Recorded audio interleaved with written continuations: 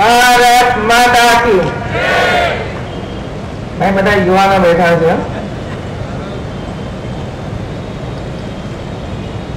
ભારત માતા કી બે હાથ ઊંચા કરીએ મુઠ્ઠી વાળીએ પછી બોલીએ ભારત માતા કી કેવું સરસ લાગે છે ભારત માતા કી ભારત માતા કી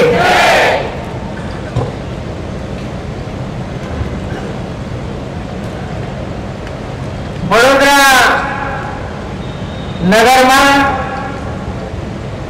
નગરજનોની સુવિધામાં આજે એક નવા બ્રિજનો ઉમેરો કરવામાં આવ્યો છે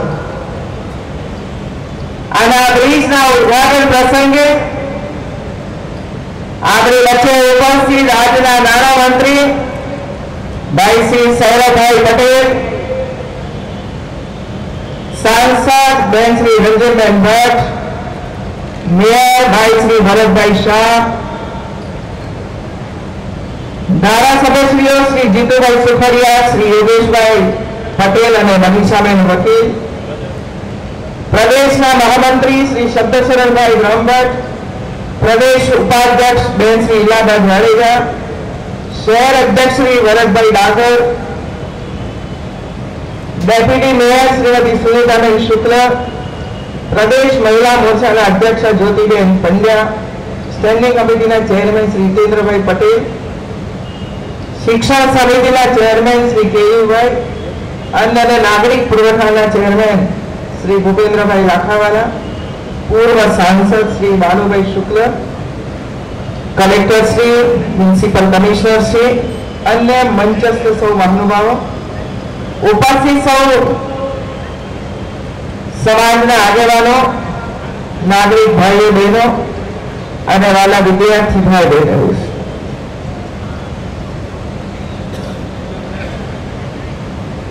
नवरात्रि नो प्रारंभ थई चुक्यो छे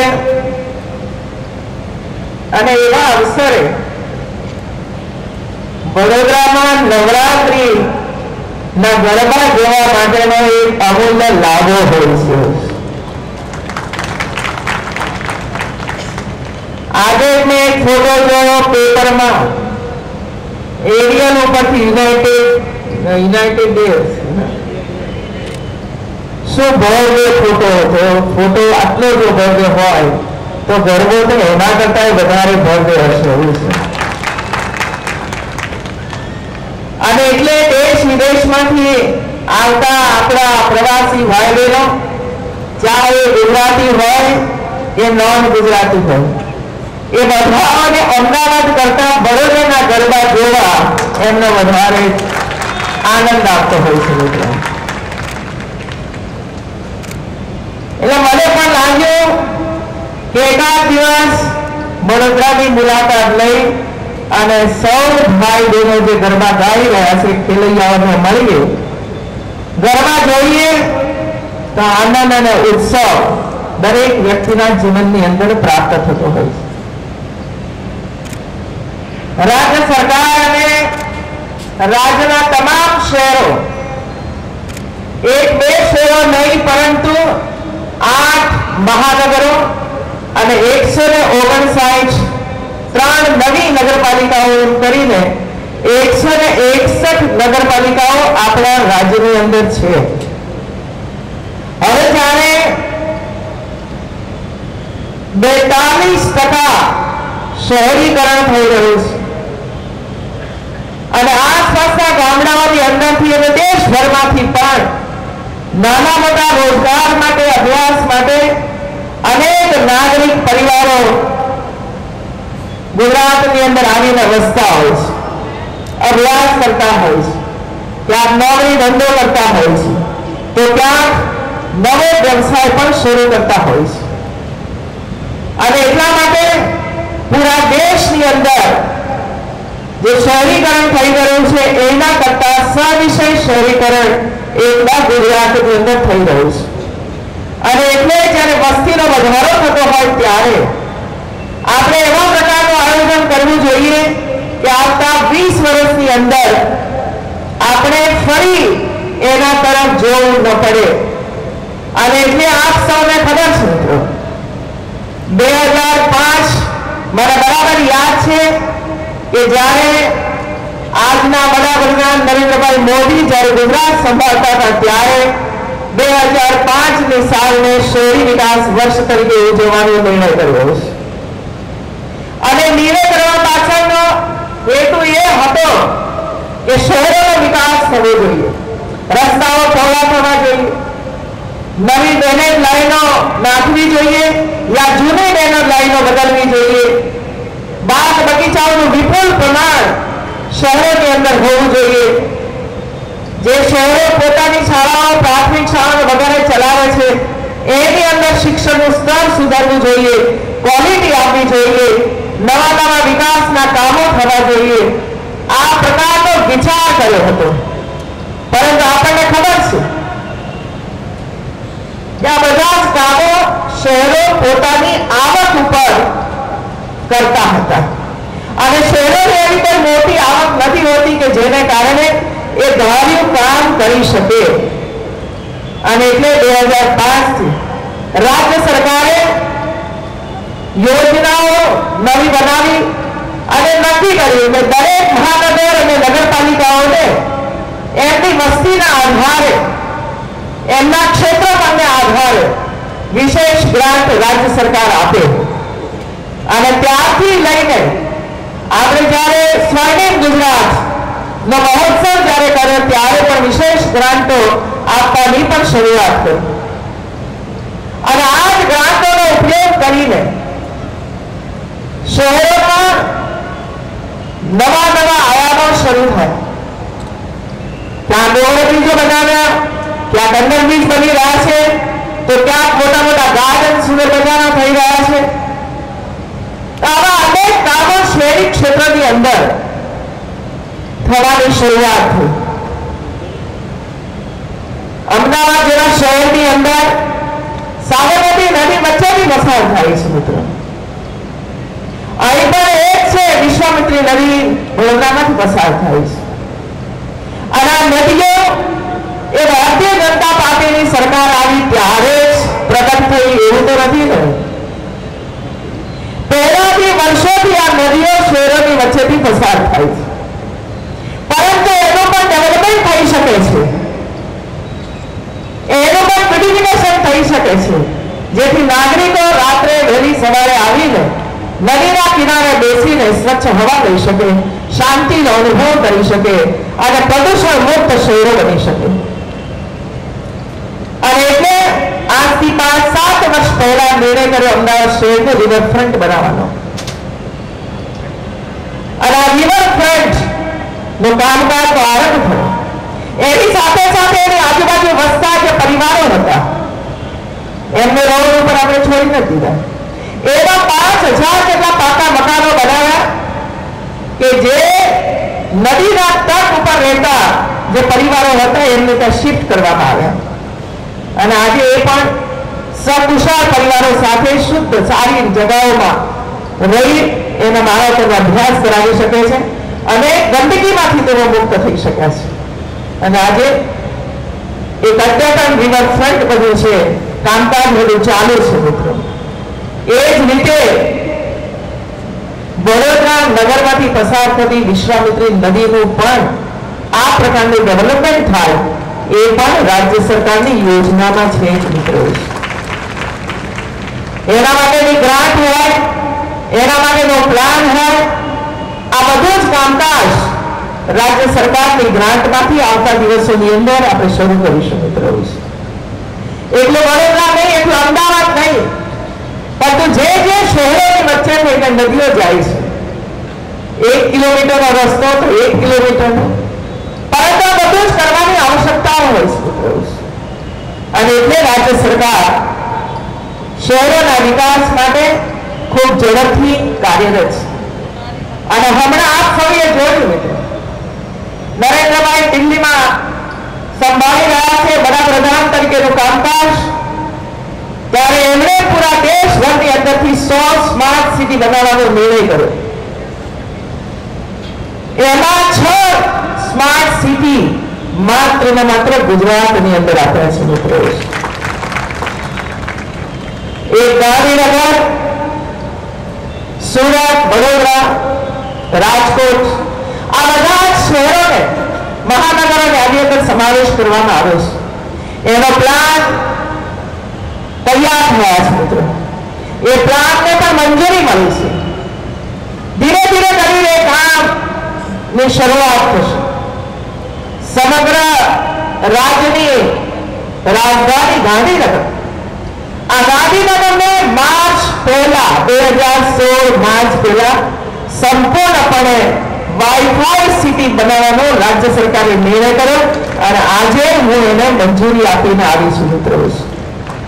એમ ધીરે ધીરે કરીને બધા શહેરો વાઈફાઈ પણ બની જશે, જેથી કરીને અમારા યુવાનો કોલેજોની અંદર, સ્કૂલોની અંદર અભ્યાસ કરતા યા ઘરમાં બહાર બેસીને ટેકનોલોજીનો ઉપયોગ કરીને વ્યવસાય કરતા યુવા મિત્રોને વાઈફાઈનો મોટો લાભ આવતા દિવસોની અંદર પ્રાપ્ત થવાનો છે. અને આ કામ આપણે ખૂબ ઝડપથી કરવાના છે. એક એક શહેરને 500 કરોડ રૂપિયા કેન્દ્ર સરકાર તરફથી પ્રાપ્ત થવાના છે.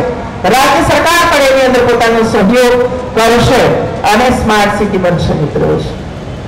હવે જરૂરી છે કે જેમ જેમ આપણા શહેરો સ્માર્ટ બનતા જાય, સ્માર્ટ સિટી બનતા જાય, સંપૂર્ણ આધુનિક સેવાઓ એમને પ્રાપ્ત થાય, પરંતુ સાથે સાથે નાગરિકોએ પણ સ્માર્ટ હવે બનવું પડે. નાગરિકોએ અને સ્માર્ટ બનવું પડે. રોડ ઉપર ચાલીએ ત્યારે સ્માર્ટનેસ હોવી જોઈએ. રોડ ઉપર ચાલીએ ત્યારે પાનની પિચકારીઓ ન મરાય જાય, એ સ્માર્ટ સિટીનું લક્ષણ નથી. એવું છે. રોડ ઉપર ચાલીએ કે શહેરોની શેરીઓની વચ્ચે ચાલીએ ત્યારે કચરો બહાર ન નંખાય, એ સ્માર્ટ સિટીનું લક્ષણ છે મિત્રો. અને સ્માર્ટ નાગરિકોનું એ લક્ષણ છે કે આપણે આ બધી જે લક્ષણો છે, કોઈનામાં છે કોઈનામાં નથી, એને હવે આપણે ભૂલવા પડે એવું છે. આપણને ખબર છે ને, અમેરિકા જઈને આવીએ, લંડન જઈને આવીએ, જર્મની જઈને આવીએ અને એરપોર્ટ ઉપર ઉતરીએ, ત્યાંના એરપોર્ટ ઉપર ઉતરીએ એટલે આપણને ખબર જ પડે, જો પાર્કિંગ ખોટી જગ્યાએ કર્યું તો સવારે સ્લીપ આવી સમજો. અને એટલે તેના નીતિ નિયમ અનુસાર આપણે પણ એમાં સામેલ થઈ જઈએ છીએ. એને આપણે આત્મસાત કરી લઈએ, જેટલો સમય રહીએ એટલો સમય, પરંતુ એની આદત નથી પડતી. અને જેવા અમદાવાદ, વડોદરા એરપોર્ટ ઉપર ઉતરીએ એટલે બધું કામકાજ શરૂ થઈ જાય, બધું પછી અહીં બધું કરાય. હવે જો સ્માર્ટ સિટી બને તો એના માટે આપણે અત્યારથી જ આદતો પાડવી પડશે આપણા દેશ. અને એકવાર આપણામાં સ્વચ્છતાની આદત પડી જાય તો પછી આપણા શહેરો પણ સ્માર્ટ હશે અને આપણા માનવી પણ સ્માર્ટ હશે જ મિત્રો. અને એટલે નરેન્દ્રભાઈ મોદીએ સ્વચ્છતા ઉપર ભાર મૂક્યો છે. અને જુઓ, આખો દેશ સ્વચ્છતા તરફ ધ્યાન આપી રહ્યો છે. એક તો સૌથી પહેલી સ્વચ્છતા નરેન્દ્રભાઈએ કરી દીધી, કોંગ્રેસનો સફાયો કરી દીધો. સ્વચ્છતાનો આરંભ ત્યાંથી ગયો કે ભાઈ આખા દેશને અસ્વચ્છ બનાવવાનું કામ, નીતિમત્તા બાજુ પર મૂકવાનું કામ, ભ્રષ્ટાચારની રીત રસમો અપનાવવાનું કામ આજ સુધી તમે બધાએ ભેગા મળીને કર્યું.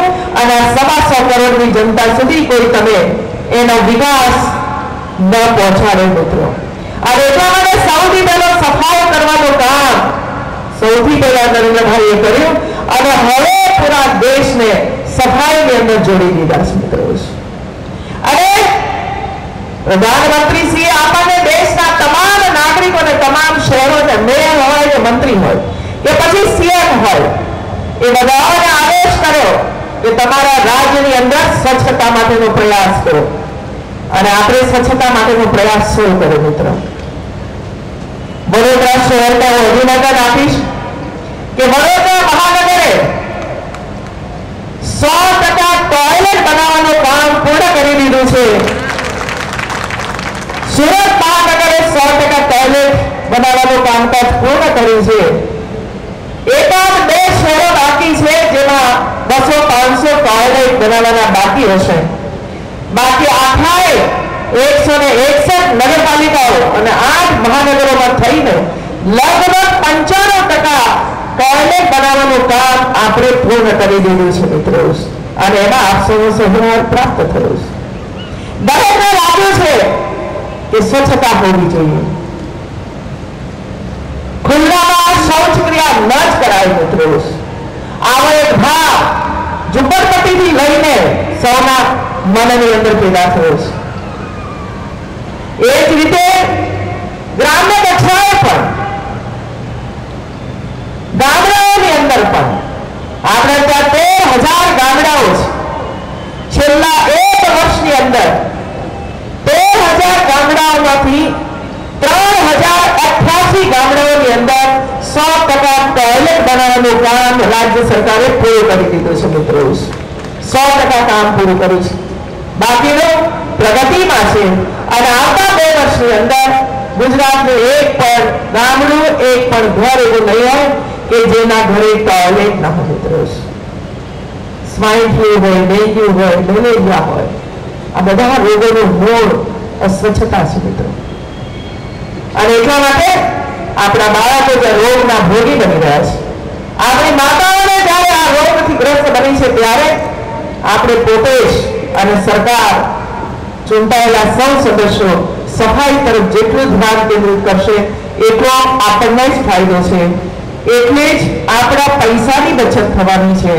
વાર્ષિક એક પરિવારને 7,000 રૂપિયાનો ખર્ચ માત્ર ને માત્ર મેડિકલ માટે થાય છે. જો આની અંદર આપણે ઘટાડો કરી શકીએ તો એ જે 7,000ના બદલામાં 4,000 રૂપિયાનો ખર્ચ કરે અને 3,000 રૂપિયા જો વર્ષે બચાવી શકે તો આ 3,000 રૂપિયા એના ઘરની અંદર બાળકોના અભ્યાસ માટે એ વાપરી શકે, એ રાત રચેલું ઘરની અંદર લઈ શકે. એને એટલા માટે આપણે સૌએ પ્રયાસ કરવો જોઈએ કે દરેક વ્યક્તિને સ્વાસ્થ્યની તમામ સેવાઓ પ્રાપ્ત થાય મિત્રો. અને એટલા માટે ભાઈઓ બહેનો આપણે 1 જૂન 2015 થી ગુજરાતમાં વસ્તી 30-35 વર્ષ કરતા વધારે ઉંમરની તમામ માતાઓ જેના બ્રેસ્ટ કેન્સર અને સર્વાઇકલ કેન્સર સારવાર મળી રહે એના માટે સ્ક્રીનિંગનું કામ શરૂ કર્યું મિત્રો. કદાચ નજીકના સેન્ટર ઉપર જાય છે, આપણી ડોક્ટર બહેનો એને તપાસ કરે છે. શંકાસ્પદ કેસ નીકળે તો ઉપલા હોસ્પિટલની અંદર જાય છે અને ત્યાં એની તપાસ થાય છે ટેકનોલોજીનો ઉપયોગ કરીને. અને પછી લાગે કે એને કેન્સર છે તો તરત જ એની સેવાનો આરંભ થાય છે. ઓપરેશનની જરૂર હોય તો આ બધો ખર્ચ રાજ્ય સરકાર ભોગવી રહી છે. 1 પણ રૂપિયાનો ખર્ચ આ માતાઓ પાસેથી રાજ્ય સરકાર લેતી નથી. એનું મૂળ કારણ આ છે કે સમાજ સ્વસ્થ અને સ્વચ્છ હોવો જોઈએ મિત્રો. એ જ રીતે બાળકો માટે પણ ખૂબ મોટા પ્રમાણની અંદર આપણે કામ ઉપાડ્યું છે. અને એમાં નગરો હોય કે પછી ગામડાઓ હોય, આ બધા જ રાજ્ય સરકારની તમામ યોજનાઓ ને પૂરો સહકાર આપી અને નીચે સુધી એ કામને પહોંચાડે છે, પૂર્ણ પણ કરે છે. અને પછી એનો લાભ પ્રાપ્ત થાય છે ત્યારે એનો અહેસાસ થાય છે કે સાચા અર્થની અંદર આ કામ અગાઉથી કરવું જોઈતું હતું મિત્રો. આજે અમારા મેડિકલના વિદ્યાર્થીઓ અહીં આવેલા મારું સન્માન કર્યું મિત્રો. મુખ્યમંત્રી યુવા સ્વાવલંબન યોજના, આ યોજના છે, પેકેજ નથી મિત્રો. વર્ષોના વર્ષો સુધી આ યોજના ચાલવાની છે. 1 વર્ષે પૂરી નથી જવાની. 10 વર્ષે વિદ્યાર્થીઓની સંખ્યા વધવાની છે.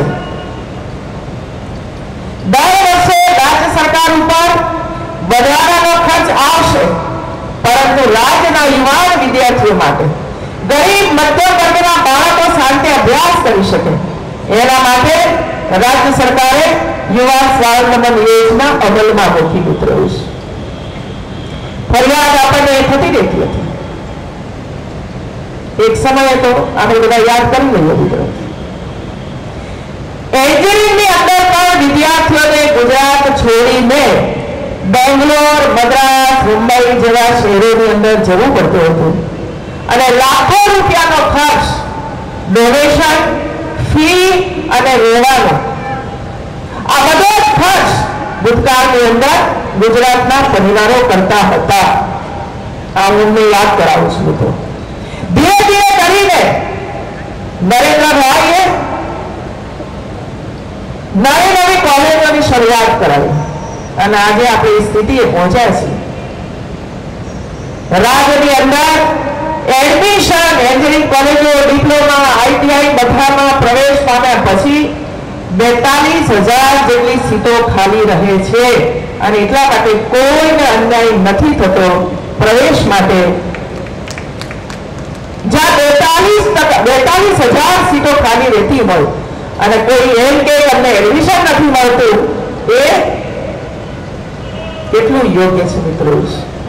જેને જ્યાં જોઈએ તો એડમિશન મળે છે. 2001માં આપણે ત્યાં માત્ર 1200 મેડિકલની સીટો હતી, માત્ર 1200. આજે ધીરે ધીરે કરીને 3250 મેડિકલની સીટો થઈ છે મિત્રો. 3250 વિદ્યાર્થીઓને મેડિકલની સીટોમાં એડમિશન મળે છે. દરેકની ઈચ્છા હોય મેડિકલમાં જવાની, પણ એક સાથે આટલી બધી મેડિકલ કોલેજોનો બોજ રાજ્ય સરકાર ન ઉઠાવી શકે મિત્રો. એક મેડિકલ કોલેજ કરવા પાછળ 600 કરોડ રૂપિયાનો ખર્ચ થાય છે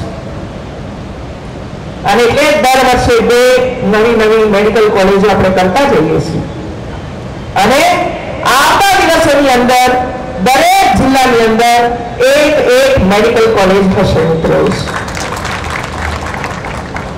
મારા મેડિકલના વિદ્યાર્થીઓ અહીં સન્માન કરવા આવ્યા હતા મિત્રો. હું આભાર વ્યક્ત કરું છું આપનો. પણ મારી એક લાગણી મને લાગે છે કે એક મહિલા તરીકે હું તમારી સમક્ષ વ્યક્ત કરું છું મિત્રો. રાજ્યના મુખ્યમંત્રી તરીકે નહીં.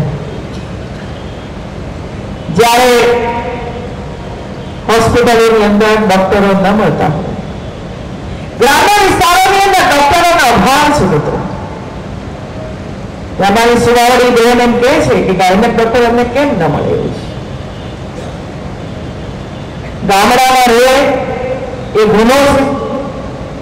શહેરોની અંદર બધી જ સુવિધાઓ હોય અને ગામડાના પીએસસી અને સીએસસી સેન્ટરો ઉપર કે જિલ્લાની હોસ્પિટલોની અંદર જ્યારે જુદા જુદા પ્રકારના ડોક્ટરો ન મળતા ત્યારે એમની માંગણી રહેતી હોય છે આપણી પાસે કે અમને ડોક્ટર આપો, અમને ડોક્ટર આપો એવું છે.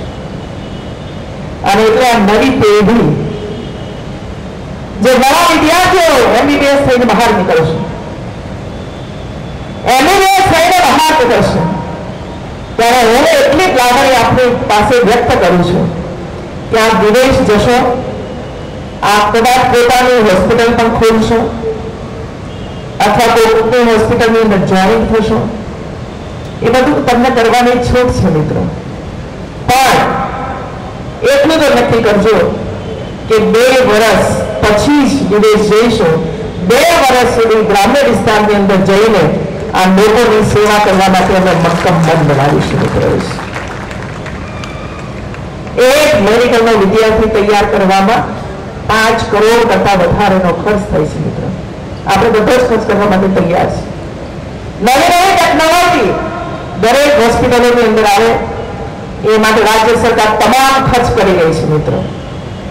પણ એન્જિનિયરની, ડોક્ટરોની સેવાઓ જો ગ્રામ્ય પ્રજાને પ્રાપ્ત ન થાય, ગરીબ મધ્યમ વર્ગને પ્રાપ્ત ન થાય તો સરકારમાં બેઠેલા અમને પણ કોઈક વખતે પ્રશ્ન જરૂર થાય છે કે ભાઈ આપણે આટલું બધું કરીએ છીએ પણ ગ્રામ્ય વિસ્તારની અંદર આપણે ડોક્ટરો અથવા તો એન્જિનિયરો નથી મૂકી શકતા. એક એન્જિનિયરને પણ એમ લાગે છે કે હું ડાંગમાં શું કામ જાઉં. એક એન્જિનિયરને પણ એમ લાગે છે કે હું કચ્છમાં શું કામ જાઉં. પણ દરેક સ્થળે વિકાસના કામો તો ચાલતા જ હોય છે મિત્રો. દરેક સ્થળે દરેક વ્યક્તિની આવશ્યકતા હોય છે. જો હું તમે બધા જ આપણે એમ કરીએ કે ના અમે તો શહેરોમાં જ રહીશું, ગામડાઓમાં કોઈ નહીં જાય, તો ગામડાનો વિકાસ ને ગામડામાં રહેતો માનવી ગામડાઓ ખાલી થઈને શહેરોની અંદર આવશે અને શહેરો ઉપરનું કારણ વધશે મિત્રો. અને એટલે મારા મેડિકલના વિદ્યાર્થીઓને મારી વિનંતી છે કે આપણી 2 વર્ષની સેવા ગ્રામ્ય વિસ્તારની અંદર જરૂર આપજો. મને ગમશે મિત્રો, મને ગમશે, આપશો. હમણાં થોડાક સમય પહેલા લો યુનિવર્સિટીમાં હું ગઈ હતી, ત્યારે મેં લો યુનિવર્સિટીના વિદ્યાર્થીઓને એક વિનંતી કરી કે તમે લો ભણીને બહાર નીકળો ભાઈ, તમારો વ્યવસાય પણ કરો, પ્રાઇવેટ પણ કરો, બધું જ કરો, પણ વર્ષમાં 1 કેસ કે 2 કેસ શું ગરીબના મફતમાં ન લડી શકીએ? લડી શકાય કે ન લડી શકાય?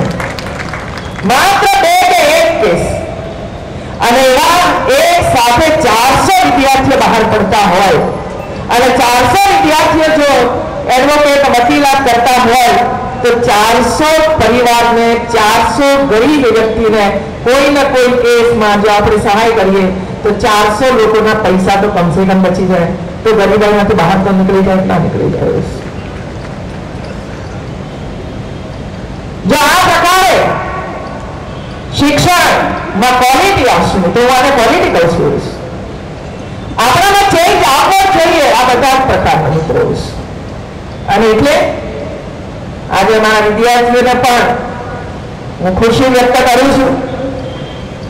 એમએસ યુનિવર્સિટીના વિદ્યાર્થીઓ પણ સ્પર્ધાઓમાં ભાગ લઈને વિશેષ એમને એવોર્ડ વગેરે પ્રાપ્ત કર્યા છે. તમામ વિદ્યાર્થીઓને મારું અભિનંદન છે. એ ઉપરાંત મને એમ કહેવામાં આવ્યું છે, મને ખૂબ ખૂબ ખૂબ ગમે મિત્રો કે અમારા કેટલાક વિદ્યાર્થીઓ નજીકની કોઈ ને કોઈ શાળાની અંદર, પ્રાથમિક શાળાની અંદર ગણિત અને વિજ્ઞાન જેવા વિષયોને ભણાવવા માટે જાય છે મિત્રો. અભિનંદન છે જેટલા વિદ્યાર્થીઓ આ કામ કરતા હોય તો. ગણિત અને વિજ્ઞાનની આવશ્યકતા છે મિત્રો, ટેકનોલોજીની આવશ્યકતા છે, અને આપણે આ કામ એટલા માટે કરવું છે કે ભારત એક એવો દેશ છે કે જે દેશની અંદર 35 વર્ષ કરતા નાની ઉંમરના વિદ્યાર્થીઓની સંખ્યા, બાળકોની સંખ્યા, યુવાનોની સંખ્યા 35% છે. 65% છે. 65%. જ્યારે વિશ્વના બીજા દેશોની અંદર ક્યાંક યુવાનો 20% છે, ક્યાંક યુવાનો 35% છે. ભારત એક એવો દેશ છે કે જેમાં 65% યુવાનો છે મિત્રો. આપણને કેટલો મોટો સ્કોપ આવતા દિવસોની અંદર પ્રાપ્ત થવાનો છે. અને એટલા માટે આગોતરું આયોજન કરીને આજે આપણે કામ કરીશું. ગણિત અને વિજ્ઞાન પહેલા ધોરણથી જો મજબૂત એનો પાયો નંખાઈ જાય તો ધીરે ધીરે કરીને વિદ્યાર્થીઓની સંખ્યા જે ઘટી રહી છે સાયન્સમાં, એ વિદ્યાર્થીઓની સંખ્યા વધે. આજે સ્થિતિ છે કે હાઈસ્કૂલોની અંદર ગણિત અને વિજ્ઞાનના ટીચર નથી મળતા હોય છે. મહેનત તો બધામાં જ કરવાની હોય છે ભાઈઓ. કદાચ બીએસસીમાં 2% વધારે મહેનત કરવી પડશે, પણ તમારા માટે જોબ તૈયાર છે મિત્રો. એ આપણી સામે નથી દેખાતી હોય છે. તો આ દિશાની અંદર અમારા શિક્ષક મિત્રો પણ વિચારશે. આજે એક નવો બ્રિજનું ઉદ્ઘાટન કર્યું છે અને આપણે ત્યાં સ્પોર્ટ સંકુલો બન્યા છે. વિદ્યાર્થીઓને રમતગમત ક્ષેત્રની અંદર પણ આગળ આવે એના માટે હું હમણાં જ એક તો કામ કરી રહી આવીને. તો જે સમાની અંદર જે સ્પોર્ટ સંકુલ બન્યું છે, ખૂબ આધુનિક અને સુંદર આ સ્પોર્ટ સંકુલ બન્યું છે. હજારો વિદ્યાર્થીઓ જુદી જુદી ગેમ્સ, રમતગમત રમવા માટે ત્યાં આવે છે. સશક્ત મન, સશક્ત તન એમનું બનવાનું છે. અને એટલે આ સમા સ્પોર્ટ સંકુલનું નામકરણ હું આજે જાહેર કરું છું. નામ આપીએ છીએ એપીજે અબ્દુલ કલામ રમતગમત સંકુલ.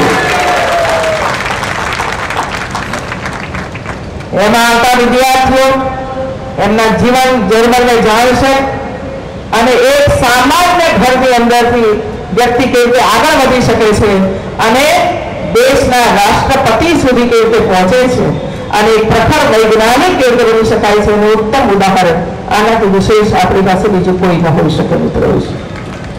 એ જ રીતે માંજલપુરનું સ્પોર્ટ સંકુલ, એને પણ આપણા સ્વાતંત્ર્ય સેનાની doctor Shyama Prasad Mukherjee Manjarpur sports complex તરીકે હું એને પણ જાહેર કરું છું. મિત્રો, વડોદરાએ તો ઘણું બધું શીખવાનું છે સયાજીરાવ ગાયકવાડ સાહેબ પાસેથી.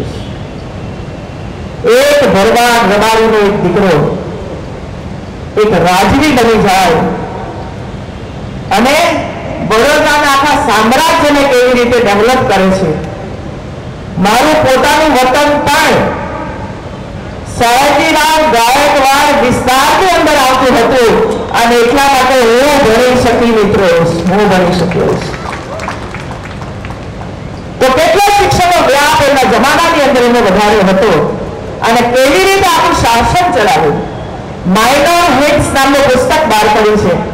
એમને કેવી રીતે તૈયાર કર્યા, કેવી રીતે શિક્ષિત કર્યા, કેવી રીતે સંસ્કારી બનાવ્યા અને કેવી રીતે આપણું રાજ્યનું સંચાલન કરવું એ ગાઈડન્સ એમને પણ મળ્યું અને એને કારણે આજે સયાજીરાવ ગાયકવાડનું રાજ્ય વખણાય છે. મિત્રો, અને એવી આ સંસ્કારી નગરી વડોદરા અને એનું આ ડેવલપમેન્ટ આપ સૌ કરી રહ્યા છે. થોડાક જ સમયની અંદર ચૂંટણી આવી રહી છે. કરીએ ને? કેટલા ઈચ્છે છે કરીએ એવી? બધા 100% પરિણામ? હાથ ઊંચો કરી મને વચન આપો, 100% પરિણામ લાવશે. 100% પરિણામ. દિવાળી પછી તરત જ ક્યારે આવશે એ ચૂંટણી પણ જાહેર કરશે, પણ નજીકના ભવિષ્યની અંદર ચૂંટણી આવી રહી છે.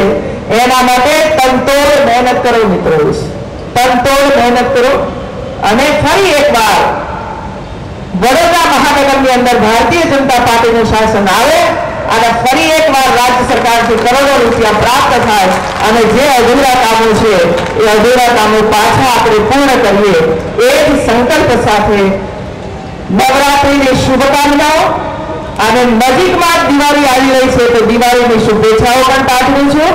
અને આપણે તો 2 દિવાળી ઉજવવાની છે. એક દિવાળી જે દર વખતે દર વર્ષે ઉજવીએ છીએ અને બીજી દિવાળી સમગ્ર ગુજરાતની બધી જિલ્લા પંચાયતો, તાલુકા પંચાયત, મહાનગરો જીતીને બીજી વાર પણ આપણે દિવાળી ઉજવવાની છે. મિત્રો, આપ સૌને ખૂબ ખૂબ શુભેચ્છાઓ. ભારત માતા કી જય. આભાર પરમાદરણીય માનનીય મુખ્યમંત્રી શ્રી. આજના પ્રસંગે ચેરમેન શ્રી સ્થાયી સમિતિના ડોક્ટર નીતિનભાઈ પટેલને. ડોક્ટર નીતિનભાઈ પટેલ. નોલા નોરતાના આજના ચોથા દિવસે ગતિશીલ ગુજરાત